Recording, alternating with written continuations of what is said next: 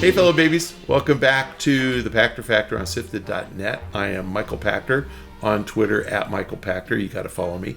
If you are watching this real time because you're a SIFTD subscriber on Patreon, thank you so much for your patronage.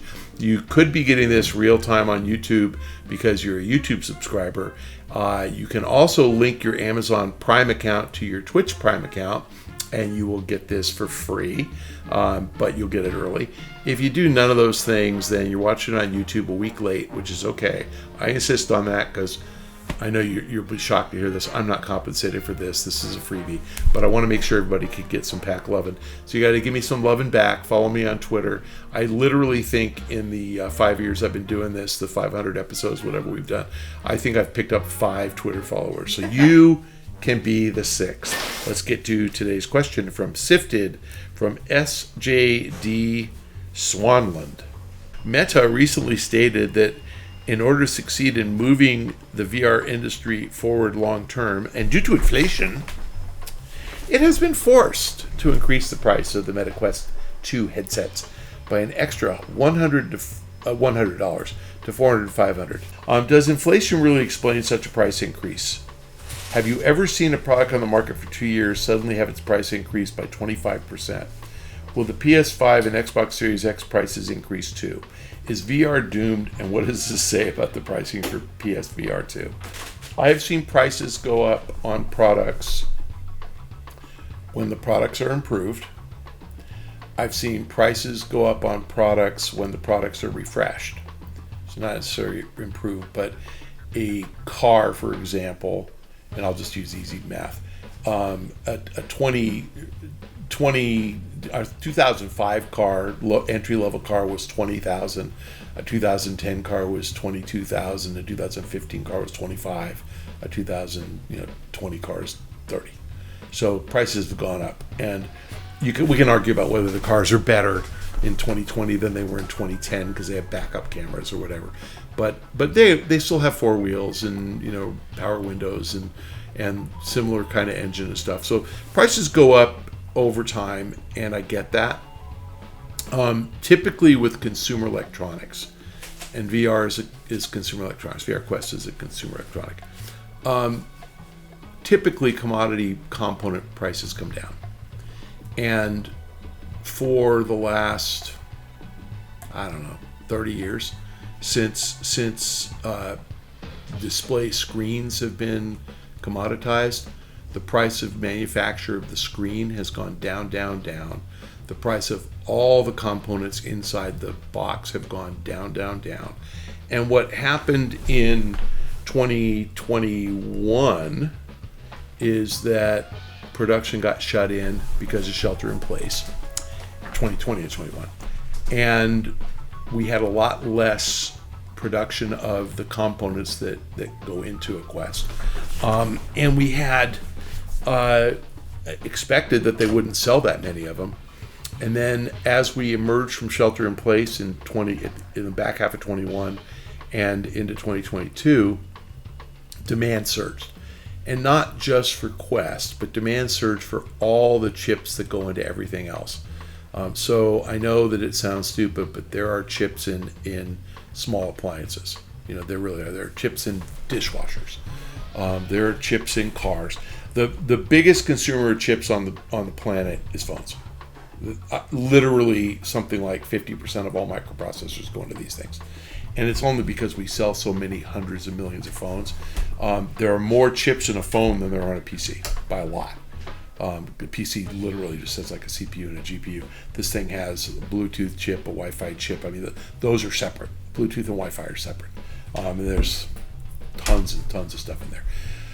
So the chips industry got taxed and didn't come back fast enough. And then China had a second round of shelter in place and with Omicron and shut down. And that screwed up chip manufacture. Congress just passed the CHIPS bill, which brings semiconductor manufacturing back to the U.S. It provides incentives for essentially component semiconductors. That's because we don't want to be captive to China anymore. And what that's going to do is increase the supply of chips. and create some good jobs in the U.S. And by the way, every single Republican voted against it. It'll encourage U.S. manufacturers to hire good people, make chips here, which will ease the supply for companies like Meta and for the phone companies and everybody else. So the answer really is yes, their costs really did go up. Meta can do whatever the hell they want. They're a ridiculously profitable company. They have 120 billion or so of revenue. They make tens of billions of dollars of profit. And if they want to give these things away for free, they could put one on every doorstep and they'd be fine. So they're not forced to raise the price. It's a conscious decision. So Meta can do whatever it wants, but I'd say that very much like console launches, and let's leave Nintendo out of this, Sony and Microsoft tend to sell their consoles at a small loss when they come out. So my guess is that those things cost $550 to make, something like that, when they came out. And the plan was, in 2021 and 2022, the price would come down because component costs would come down. Meta Quest 2 was the same. They probably expected the price to come down, and it didn't. And so, in fairness, Microsoft and Sony aren't making money either. So your question is right. Could they raise the price? My guess is that their commodity components, the commodity stuff did. So the flash memory kind of stuff did, right? And the CPU, GPU combo chipset, those they have a contract with AMD for, so those probably are not going up. They might not be going down. All the plastics and all the contract manufacturing, that's probably okay. The only chips in those that are odd are, like, again, the Bluetooth and Wi-Fi chips are hard to get. And interesting factoid, which again, you won't be able to prove this, but I know this to be true. Sony and Nintendo both use custom Wi-Fi chips and custom Bluetooth chips because that's just how they design the computer. And so if the fab plant, the semiconductor fabricator, is backed up with orders for other stuff, they sometimes can't get enough chips for PlayStation and Switch. So that's why those have been in tight supply throughout the recovery from COVID, where Microsoft's managed to get it because they're not so rigid in their design, and there's other chipsets that'll work in an Xbox. Anyway, Meta makes a ton of money. Microsoft makes more. No chance Microsoft raises price, period. Sony makes less. I'd say low chance Sony raises price because I think, as dumb as I said they were in a prior question, they're smart enough to know consumers would revolt if they tried to raise price. And I think Meta is committing business suicide, raising price. I think the price point was expensive at $300. Although what you get is cool, it just there aren't that many games that are really that compelling, and the Quest gets old after about an hour. But I get it; they could sell it. $300 is kind of like an impulse purchase, and you'll do it. You start getting up to $400 or $500, it's like, guess what? I have a buddy who literally just bought a TCL 75-inch 4K TV on Amazon for $500. Like, again, TCL is a brand, but it's a 4K 75-inch TV. And he said, I figured, flip of the coin, if it lasts a year, I blew it. If it lasts 5 years, it was a bargain. But if you can get a 75-inch 4K TV for $500, which would you rather have? A 75-inch 4K TV or a Meta Quest 2? Like, come on. So, I think Facebook is absolutely screwing it badly. They're screwing up. They're going to get screwed on this. Sales are going to drop like a stone. And Mark Zuckerberg's not going to be happy. And I don't even know. I know they put out numbers how many they've sold. It's like 20 million or something. I think it's something like that. Take 20 million units, times $100. All right, that's $2 billion. Right? They could sell 20 million more for $100 cheaper, not raise the price. It would cost them $2 billion. What the hell is wrong with them? I mean, they're idiotic to raise the price. This is really stupid. So, great question. Yes, inflation probably does explain the price increase, but I'd say differently. When they originally launched these things at $300 and $400, I think they expected that they'd cost $350 to make, and then in a year or two they'd be $300, and then a year or two they'd be $250. And what happened is $350 rose to $400, and they're tired of losing money. They expect to be breaking even now, and they're not, so they're going to charge $400. Just dumb. They think that these are in such demand they can pass the price through, and that's not going to happen. Yes, like I said, I've seen it with cars. I've never seen it with, again, TVs, the next version of the TV, but TV prices keep coming down, because again, commodity components. No, you won't see PS5 or Xbox. Is VR doomed? That has nothing to do with the price of Meta. VR is never going to die. It's not doomed. I'll give you a little factoid, which I know I've said on a different Pachter Factor. Betamax, which was a videotape format that launched in 1979, I think, got beat by Panasonic with the VHS format, which launched in about 1980. And the Betamax format was better in all respects, except it just cost more. And they lost. And pretty much nobody had a Betamax player after 1985. And Sony didn't discontinue it until like 2010. Look it up. It might have been later than that. It was literally at least 25 years after they lost. They kept making it. I have no idea who bought it. I'm guessing it was used for like high-end video, production facilities or something. But they just didn't discontinue it. So VR is not doomed as in going away.